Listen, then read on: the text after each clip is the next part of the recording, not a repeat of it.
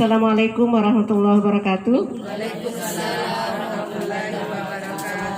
Baiklah ibu-ibu, kita mulai mengaji surah An-Nisa ayat 19 tahsin Quran ya. Saya dulu.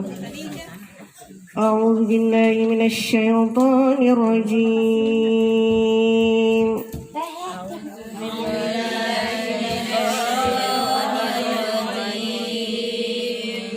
Bismillahirrahmanirrahim.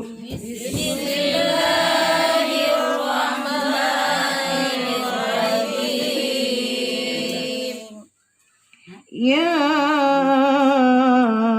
ayyuhalladzina amanu la yahillu lakum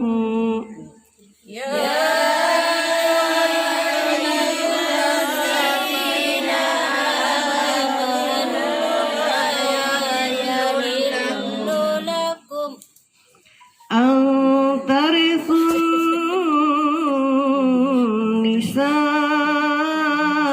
karaha wala ta'dhuluhunna litazhabu biba'dhi ma ataitumuhun.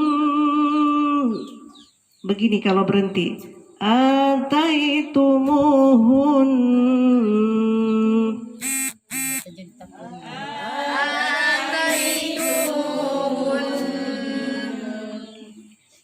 ma'ataitumuhunna illa ayyatina bifahishatin mubayyinah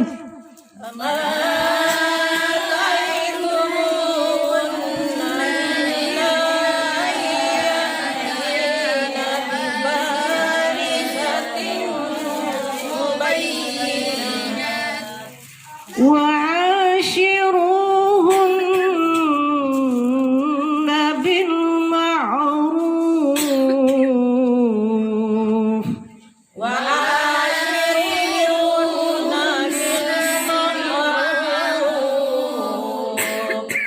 fa in karihtumuhunna fa'asa an takrahu syai'an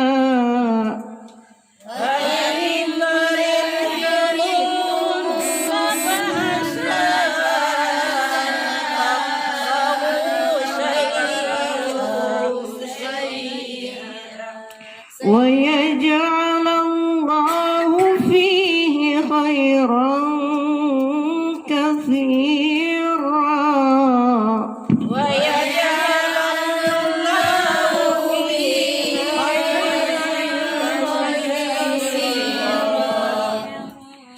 Wa in aradtum istibdala zawjin makana zawj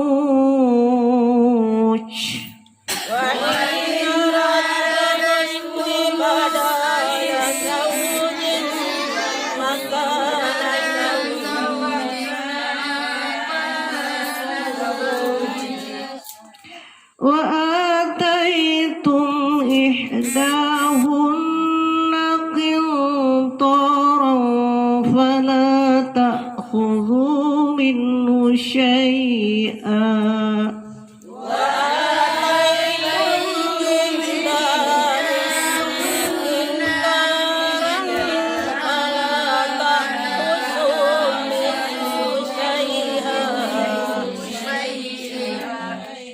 ata'khudhuna buhtanan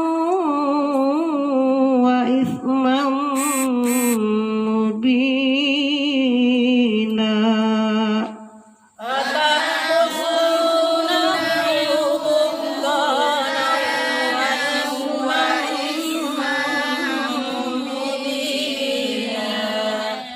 Sadaqallahul azim.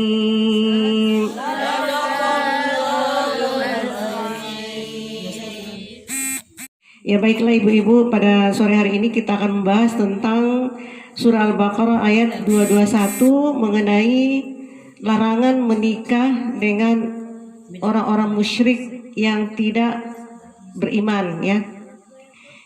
Wala tangkihu artinya dan janganlah engkau menikahi al-musyrikati wanita-wanita musyrik hatta yu'minna sehingga mereka itu beriman.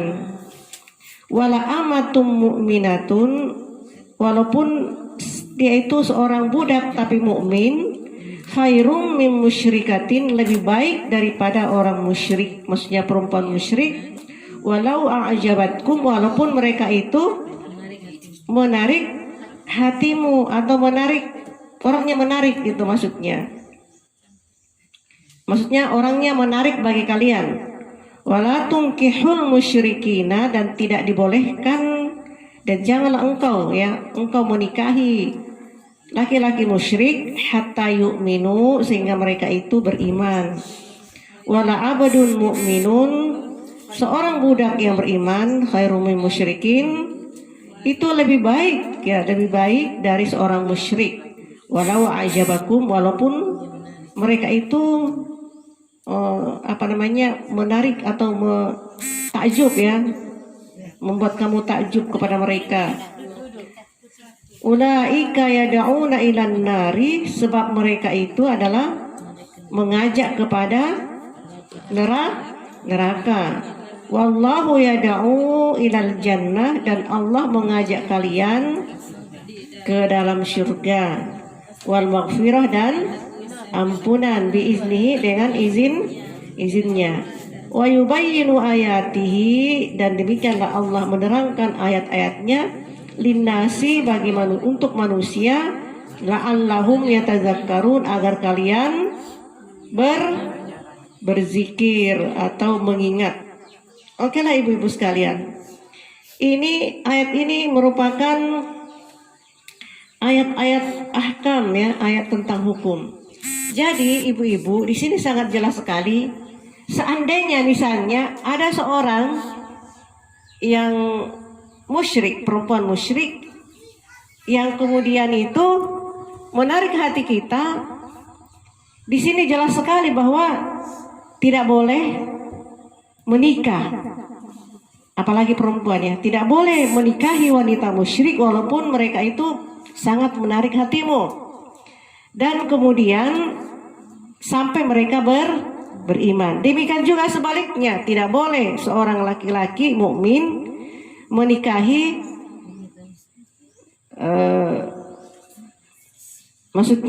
dan janganlah engkau menikahi laki-laki, maksudnya laki-laki yang musyrik sehingga mereka itu beriman. Dan seorang budak itu maksudnya statusnya budak ya, budak belian, entah itu budak yang mungkin jelek rupa kah atau tidak menarik ya, tapi dia beriman, itu lebih baik daripada orang-orang musyrik namun tidak beriman. Nah sekarang apa yang maksud dengan musyrik ibu-ibu? Musyrik orang yang menyekutukan Allah, artinya menduakan Allah. Orang musyrik itu artinya orang yang tidak percaya dengan adanya Allah dalam arti menduakan. Kemudian kategori musyrik di sini bagaimana ibu? Maksudnya ciri-ciri orang musyrik? Ya bisa juga mempercayai dukun. Dukun siapa yang dimaksud bu?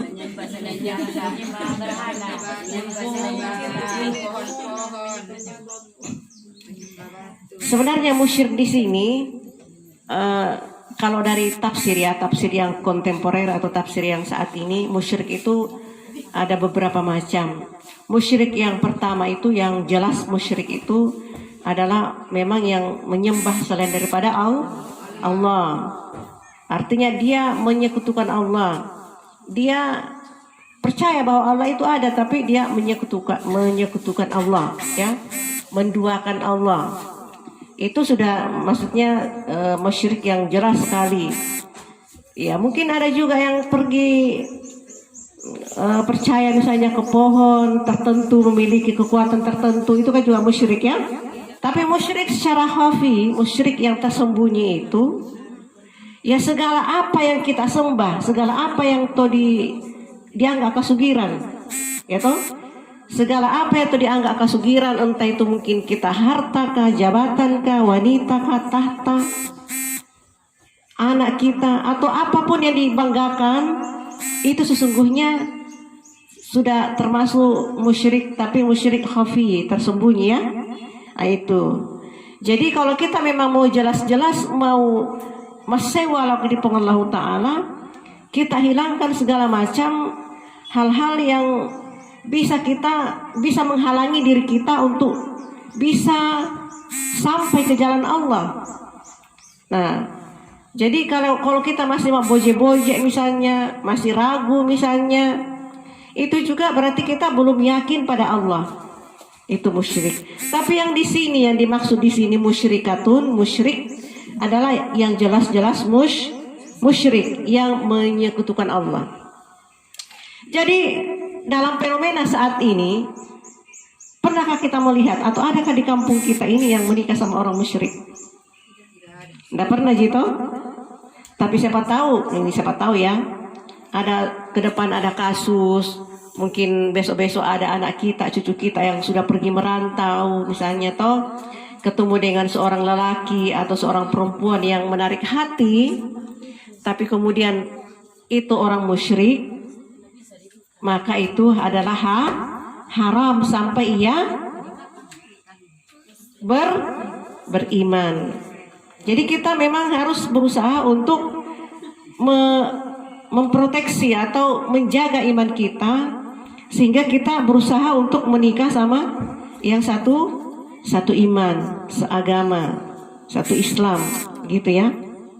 Nah, sehingga kita tidak terlalu repot untuk hal-hal yang masalah keyakinan, karena sebenarnya keyakinan ini adalah hal yang prinsip, hal yang mendasar. Jadi diupayakan supaya kita menikah sama atau menikahkan anak kita sama orang-orang yang beragama. Tapi bagaimana kalau misalnya begini, kita menikah sama orang Islam misalnya, orang Islam, tapi perbuatannya masih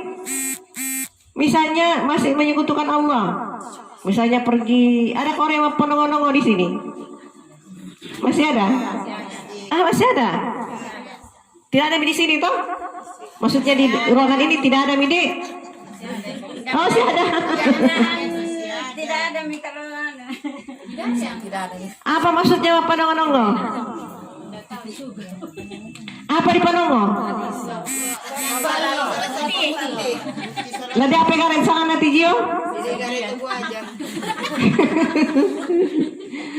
Ya sangat nanti Jio. Ya kayak penjoki di anu di Pakande to balen jonan apa? Tapi ke niatnya ya. Niatnya yang dilihat. Niat itu adalah menentukan perbuatan. Jadi perbuatan itu tergantung niat. Nah, kalau misalnya sudah pergi begitu, apa niatnya kira-kira? Jadi segala ibadah yang tidak ada ketentuannya dalam Allah itu, ya tidak ada ketentuannya dalam Al-Quran maupun Al-Hadis, itu jangan dilakukan kalau ibadah mahdoh ya. Kecuali ibadah amma, segala sesuatu yang mendatangkan kemanfaatan dan tidak melanggar aturan-aturan syar'i itu boleh dilaksanakan. Tapi kalau sudah misalnya pergi nongo itu sudah menyangkut dengan kepercayaan, bukankah itu musyrik? Nah, apakah misalnya yang dikatakan di sini tidak boleh menikahi musyrik, tapi dia menyatakan Islam, tapi masih melakukan hal-hal yang bersifat syirik? Bagaimana hukumnya kalau di sini?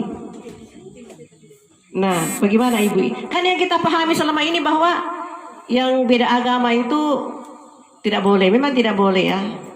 Tapi bagaimana kalau misalnya dia orang Islam, KTP-nya Islam, dia sholat, tapi ternyata perbuatannya masih mensekutukan Allah, bagaimana itu? Bolehkah kita nikahi?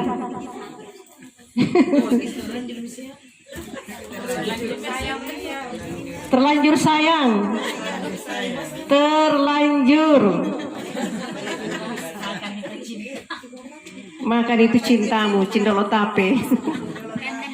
Ya, jadi ibu-ibu sekalian, Jadi jelas-jelas itu adalah perbuatan musyrik. Masih ingat dengan bapak saya ya? Peristiwanya dulu, ada itu dulu kuburan di mana itu? Pernah kita dengar toh?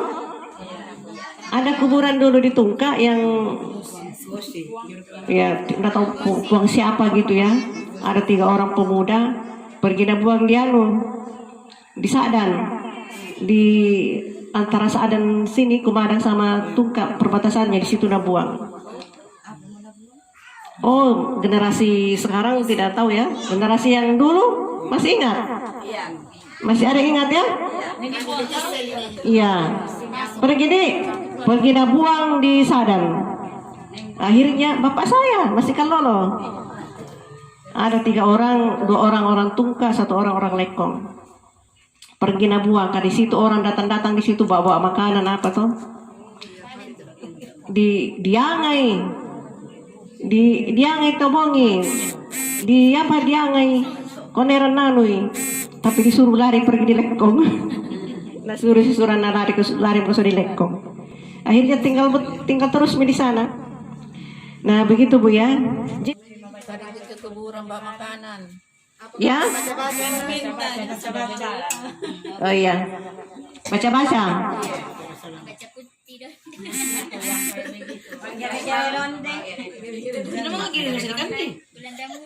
Kalau makanan itu halal ya. Makanannya halal. Makanannya itu tidak berdosa ya. Kalau kebetulan ketemu makanan di sungai atau apa, makan aja. Ya. Tapi niatnya itu bagaimana dulu? Nah, niatnya bagaimana Bu? Yang jelasnya kalau panong-panong itu enggak jelaskan apa maksudnya toh. Tapi kalau misalnya membaca doa yang dele, habis apa itu? Habis Lebaran misalnya toh. Bulan Damulu. Apa niatnya kalau habis Lebaran? Oh iya, syukur ya. Terus apa niatnya kalau Damulu?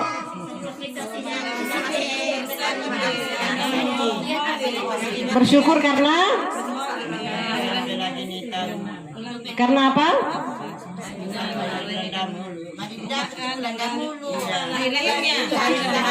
Oh iya. Ya oke, niatnya bagus ya. Ya enggak apa-apa ya.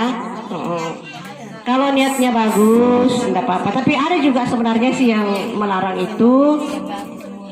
Tapi itu kan ya. Persoalan apa namanya, rasa syukur karena kita merayakan kelahirannya Nabi.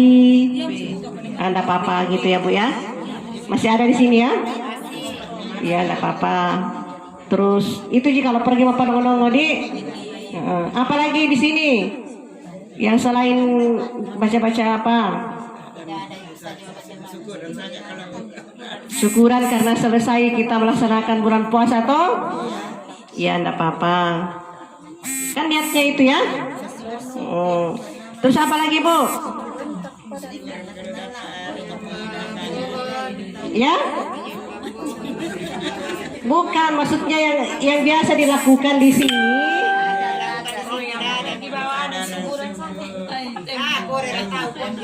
Ya, itu yang ini ya, tuh. Udah jelas ya. Nggak ada itu yang pergi bawa makanan ke kuburan toh. Tapi kalau ada kita dapat makanannya, kalau makanannya masih bagus makan aja. Iya, kalau kebetulan ketemu. Nah, gitu ya. Apalagi yang kira-kira dilaksanakan di sini yang kira-kira mengarah kepada hal-hal yang bertentangan dengan nilai-nilai syariat Islam? Tidak ada itu? Ya, alhamdulillah. Jadi ibu sekalian, ingat bahwa segala perbuatan itu tergantung niatnya. Karena niat itu menentukan amal. Misalnya begini, kita sholat. Misalnya kita sholat ya. Sholat. Itu 1 kali jadi tanda tangan ini. Enggak ke 1 gitu.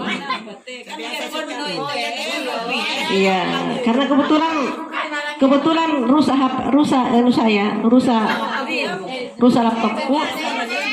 Begitu. Jadi saya ulang ya Bu ya. Jadi kalau misalnya saya ulang ya, niat itu menentukan pahalanya. Jadi segala perbuatan tergantung nih niat, dan niat itu nanti pahalanya ya akan menentukan pahalanya. Misalnya hari ini kita niatnya sholat subuh, sholat sunat sebelum subuh, berarti pahalanya sholat sunat sebelum subuh. Terus kita niat sholat subuh, berarti pahalanya sholat subuh. Atau misalnya begini, kita datang di masjid, kita sholat berjamaah, niatnya sholat berjamaah, berarti kita dapat pahala sholat berjamaah.